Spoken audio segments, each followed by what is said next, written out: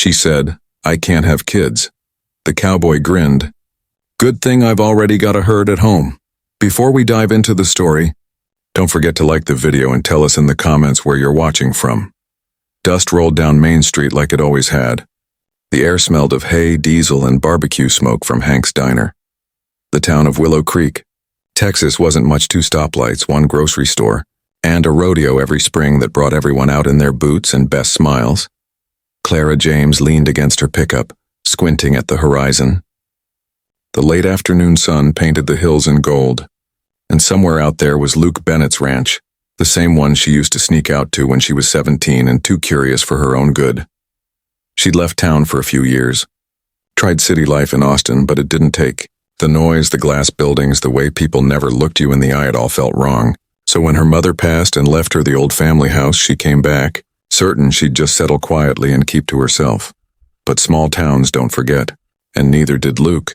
She hadn't seen him since her return, though his name came up in every conversation. Luke Bennett's been running that ranch near about single-handedly, folks said. He's raising his late brother's kids now, bless him. Clara smiled sadly at that. Luke, wild funny, always chasing something, now raising kids. Life had its ways of humbling even the most restless souls. That evening she drove past the Bennett ranch, the sunset catching the white fence and the big red barn like a postcard. She saw him in the distance, hat tipped low, a little girl perched on his hip while 2 boys chased a dog across the yard. He looked older, broader. The easy grin was still there when he laughed, but it carried something heavier now. Clara didn't stop. She told herself she was just passing through, but her hands tightened on the wheel, and for a heartbeat she wished she had the courage to turn into that long gravel driveway. She didn't, not yet. The next morning the feed store was busier than usual. Trucks lined the gravel lot, and the air smelled of grain, oil, and the sweet tang of coffee from the thermos crowd. Clara stepped out of her pickup, her boots crunching in the dust, and pulled her hat lower against the sun. She didn't expect to see him there. Luke Bennett stood by the counter, picking up fencing wire, talking easy with the clerk. The sight of him hit her like a song she'd forgotten but still knew the words to. Same strong shoulders, same worn denim. But now there was a softness to him, like life had given him a purpose he never asked for, but learned to love anyway. When he turned, their eyes met.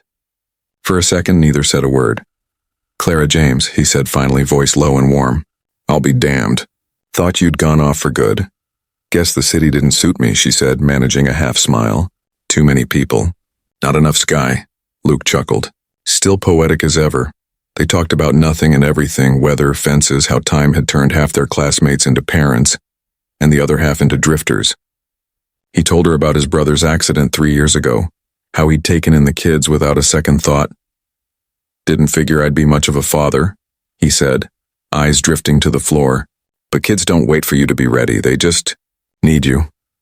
There was something in his voice, steady but worn, that made Clara's chest tighten. "Sounds like you're doing fine," she said softly. Luke smiled, but it didn't quite reach his eyes. "They keep me honest. That's more than I can say for my younger days." He paid for his supplies, then hesitated at the door. "You coming to the town fair Saturday? Kid's been talking about it for weeks. You ought to come. Be good to catch up proper." Clara nodded before she could think. "Yeah, I'll be there."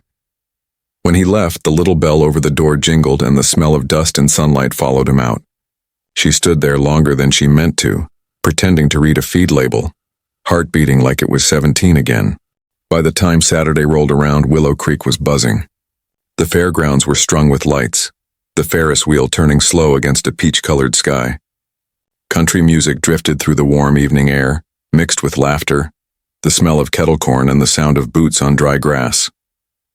Clara walked through the crowd, trying not to feel out of place. She'd worn a denim dress and her old brown boots, the ones scuffed from years of 4-H shows and summer rodeos. Kids ran past her with snow cones and she couldn't help smiling.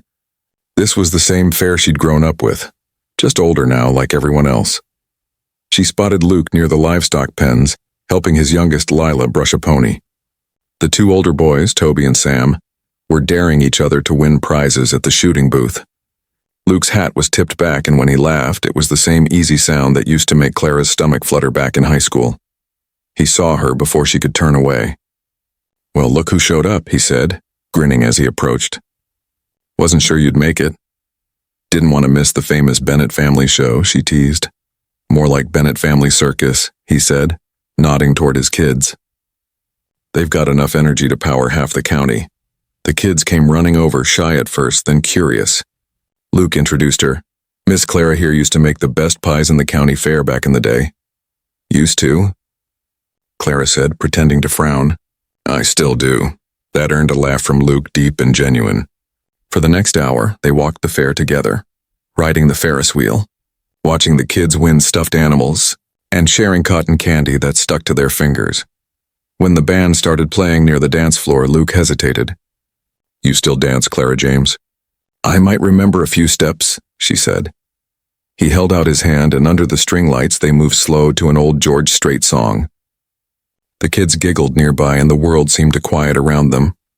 It wasn't like when they were young. This was slower, steadier, a rhythm that felt like home. As the song ended, Luke didn't let go right away. Their eyes met, and for a moment there was something unspoken there, something that had waited years for its turn. Then Lila tugged on his sleeve, breaking the spell. "Daddy, I'm tired." Luke smiled softly. "All right, sweetheart," he turned to Clara. "Don't disappear again, okay?" She smiled, eyes shining. "No promises." The following week, the rhythm of Willow Creek slowed back down. Clara spent her mornings fixing up her mother's old house, painting shutters, clearing the garden, finding traces of the past tucked away in boxes. But she kept thinking about the fair, about the way Luke had looked at her like time hadn't passed at all. Late one afternoon, her phone buzzed. "Luke, got a fence down by the creek. Could use an extra pair of hands if you're not too busy." Clara smiled to herself. He could have called any ranch hand in town, but he'd called her. When she arrived, the sun was low and orange, stretching long shadows across the pasture. The smell of hay and dust carried on the warm wind. Luke was already knee-deep in mud, pulling wire through a post. "Didn't think you'd actually show," he said with a grin, sweat glinting on his temple. "Didn't think you'd actually ask," she shot back, tossing him a fresh coil of wire. They worked side by side for an hour, talking between hammer strikes. The easy rhythm of it felt good, comfortable, like muscle memory. When the fence was done, they sat on the tailgate of his truck, drinking cold, sweet tea. The crickets had started their evening chorus, and the sky was turning from gold to lavender. Luke looked out toward the pasture. "You ever think about what might have been, Clara?" She swallowed, her throat tight. "Sometimes. But what's the point? We were kids. Life took us where it needed to." He nodded, quiet for a long time. "Guess I just never figured you'd leave without saying goodbye." She turned toward him, guilt flickering behind her eyes. "It was complicated. I thought you wanted something bigger than this town. Than me."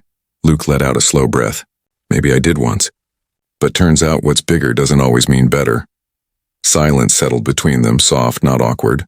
Then Clara looked down at her hands and said the words she hadn't planned to. "Luke, there's something you should know." He turned to her, patient. "I can't have kids." The words came out steady but fragile. "Doctors told me years ago. I figured you should know before this. Whatever this is goes any further." For a heartbeat, Luke said nothing. Then a slow, genuine smile spread across his face. "Good thing," he said softly, eyes kind. "I've already got a hurt at home." Clara blinked, then laughed through the tears that caught her by surprise. "You're impossible," she whispered. "Maybe," he said, "but I mean it, Clara. I've got more love than I know what to do with. You wouldn't be taking anything away. You'd just be part of it." She looked at him then. Really looked at him, the calloused hands, the laugh lines, the man who'd become both strong and gentle in all the right ways. And for the first time in years, something in her heart eased. A week later, dawn spilled over the Bennett ranch in soft shades of rose and gold. The roosters crowed, the horses stirred, and the world felt clean, like something waiting to begin again. Clara stood by the fence, coffee mug warming her hands. She'd been coming by most mornings lately, helping with the kids before school, feeding the animals, letting the quiet of the place sink into her bones. It felt right in a way she hadn't felt in years. Luke walked up behind her, his steps easy, familiar. "You're here early," he said, setting his hat on his head. Couldn't sleep, she said with a small smile. Your place has that effect. He leaned against the fence beside her. I've been thinking about something.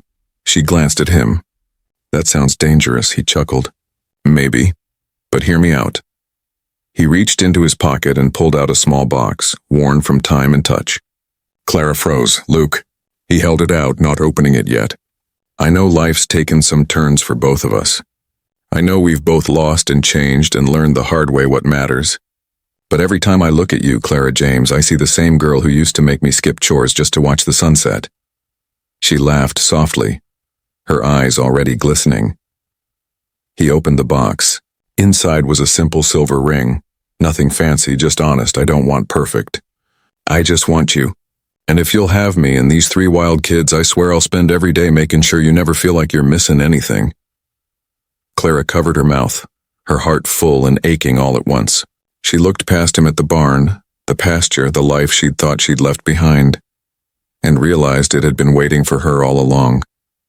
She nodded, tears spilling freely now. You don't make it easy to say no, Luke Bennett. He smiled, sliding the ring onto her finger.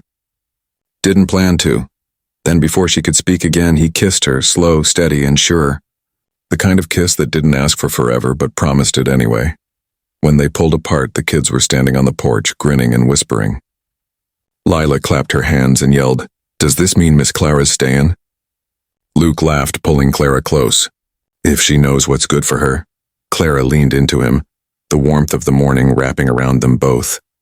For the first time in a long while, she didn't feel like she was running from anything. She was home. Spring brought color back to Willow Creek. Wildflowers painted the pastures, the river ran high, and every morning smelled like promise.